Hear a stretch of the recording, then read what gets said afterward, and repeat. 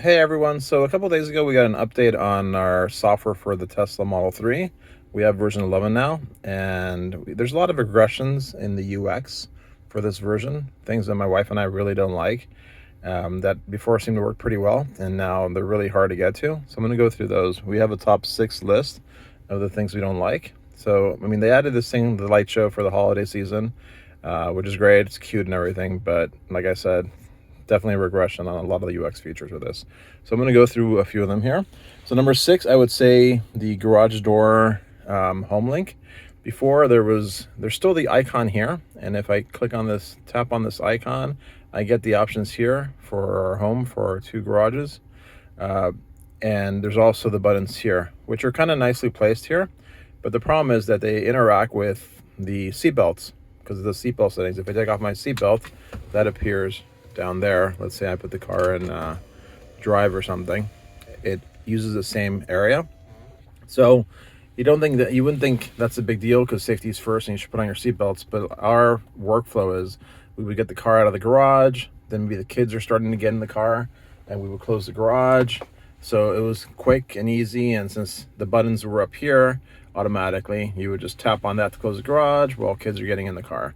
Now it's like you don't see the options, so you got to put on your seatbelt to get to those options right here to do the one click. So they don't work as well because a lot of times you got to wait. Everyone has all the seatbelts on. Okay, now I can close the garage and now I can go. So that's a bit annoying and a little bit slower. Number 5 on our list would be the how to get to the air pressure monitor on the vehicle for the tires. Before, I would just, if I'm on drive here, let's say I go here, I go to drive, I could just tap here and drag to the side, and I'd have a bunch of different settings, and one of them would be the tire pressure. I currently have one tire that seems like it goes low after like every 2 weeks or so. It gets a little bit lower and lower, so I'm kind of monitoring that. And now to get to it, I got to go to general, and then in here I got to click tap on not safety, service, and then my pressure would be here. Now I haven't driven it yet, that's why these are dashes instead of like the numbers. But before, it was pretty simple to just kind of drag, and I would see it. Now I got to go to general, go to service, and then that's where I see it. So that seems to be slower and a bit of a pain. All right, next one, number 4, would be the press to talk if you want to give it a command. So you can clearly do it from the steering wheel here, right? And that's what I normally use. But if my wife wanted to send a command to, let's say, change the radio station or do something to the vehicle, before she had a button to do it. I think it was either you would tap here, right here, or maybe it was a button here where you would tap and then you can talk to the car. Now she can't do that anymore. So while I'm driving, she has to either come over and reach over and press the button here, or she has to tell me to push the button. So it seems like they've removed that functionality. So we missed that.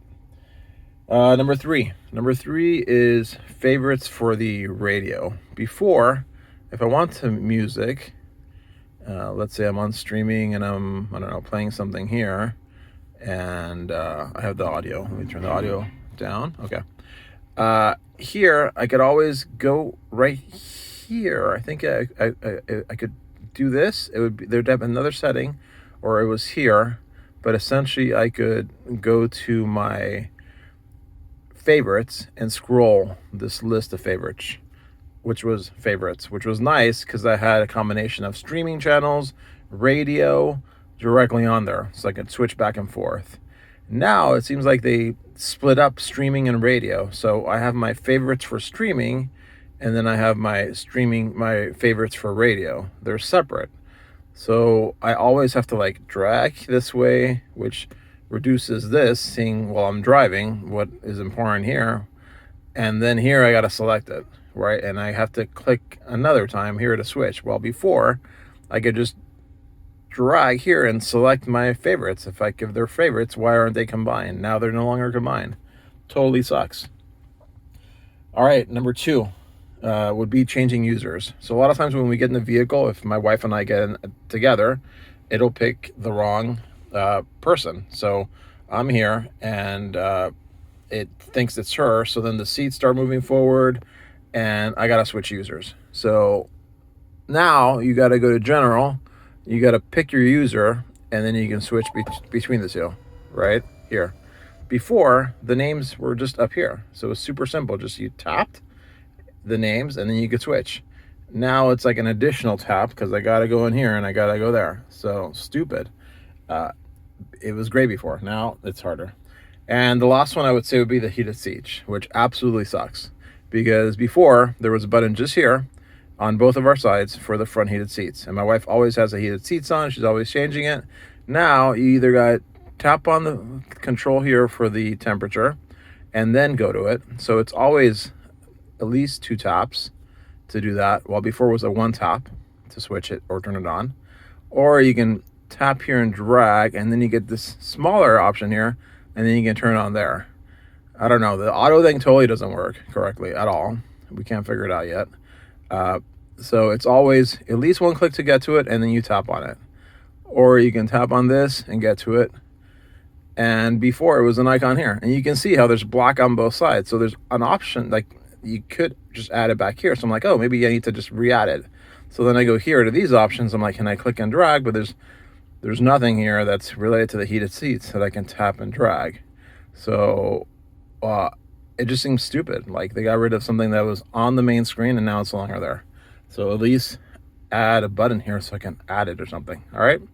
So that's our top 6 things that we think are regressions with this version 11 of the software, because before it worked pretty well and now it's super hard to get to, and we gave it a few days to figure it out and it's clearly worse. So those are our gripes with this version 11 of the Tesla software.